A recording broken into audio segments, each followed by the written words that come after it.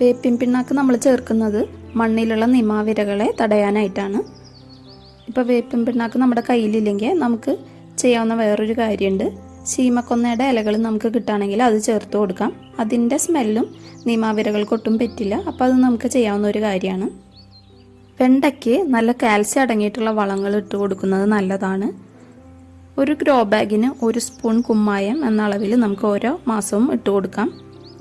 ഇപ്പോൾ കുമ്മായം കിട്ടിയില്ലെങ്കിൽ നമുക്ക് ഡോളോമൈറ്റ് വാങ്ങിയിട്ട് ഇട്ട് കൊടുക്കാവുന്നതാണ്.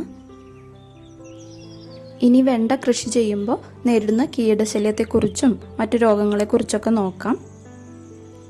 വെണ്ട കൃഷി ചെയ്യുമ്പോൾ നേരിടുന്ന പ്രധാന പ്രശ്നം എന്ന് പറയുന്നത് വാട്ടരോഗമാണ്. ഇത് തടയാനായിട്ട് 1 സ്പൂൺ സ്യൂഡോമോണസ് 1 ലിറ്റർ വെള്ളത്തിൽ കലക്കി ചെടികൾക്ക് ഒഴിച്ചു കൊടുക്കാം. അതുപോലെ ചെടി മൊത്തം സ്പ്രേ ചെയ്തും കൊടുക്കാം.